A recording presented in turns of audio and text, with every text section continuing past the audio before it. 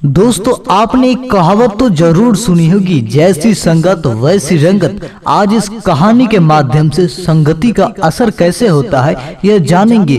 वाकई यह कहानी आपके जीवन में बदलाव लाने वाली है। जी हाँ दोस्तों, अगर आप बुरे संगति में पड़ चुके हैं तो तुरंत ये कहानी आपको बुरे संगति को छोड़ने पर मजबूर कर देगी।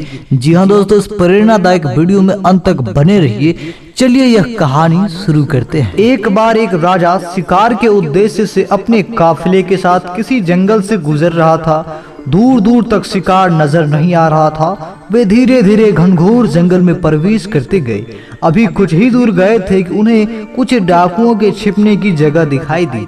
जैसे वे इसके पास पहुंचे, पास के पेड़ पर बैठा तोता बोल पड़ा, पकड़ो पकड़ो, एक राजा आ रहा है। इसके पास बहुत सारा सामान है, लूटो लूटो, जल्दी आओ जल्दी आओ। तोते की आवाज सुनकर सभी डाकू राजा की ओर दौड़ पड़े। डाकुओं को अपनी ओर आते देख राजा और उसके सैनिक दौड़कर भाग खड़े हुए। भागते भागते कोसों दूर निकल गए। सामने एक बड़ा सा पेड़ दिखाई दिया। कुछ देर सुस्ताने के लिए उस पेड़ के पास चले गए। जैसे ही पेड़ के पास पहुंचे कि उस पेड़ पर बैठा तोता बोल पड़ा, आओ राजन, हमारे साधु महात्मा की कुटी में आपका स्वागत है। अंदर आइए, पानी पीजिए और विश्राम कर लीजिए।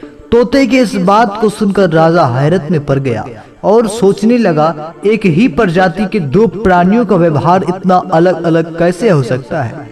राजा को कुछ समझ नहीं आ रहा था। वह तोते की बात मानकर अंदर साधु की कुटिया की ओर चला गया। साधु महात्मा को प्रणाम करके उनके समीप बैठ गया और अपनी सारी कहानी सुनाई और फिर धीरे से पूछा, ऋषिवर, इन दोनों तोतों के व्यवहार में आखिर इतना अंतर क्यों है। साधु महात्मा धैर्य से सारी बातें सुनी और बोले, ये कुछ नहीं राजन, बस संगति का असर है। डाकुओं के साथ रह रहकर तोता भी डाकुओं की तरह व्यवहार करने लगा है और उनकी भाषा बोलने लगा है। अर्थात जो जिस वातावरण में रहता है वो वैसे ही बन जाता है। कहने का तात्पर्य यह है, मूर्ख भी विद्वानों के साथ रहकर विद्वान बन जाता है, और अगर विद्वान भी मूर्ख के संगत में रहता है तो उसके अंदर भी मूर्खता आ जाती है। इसलिए हमें संगति सोच समझकर करनी चाहिए।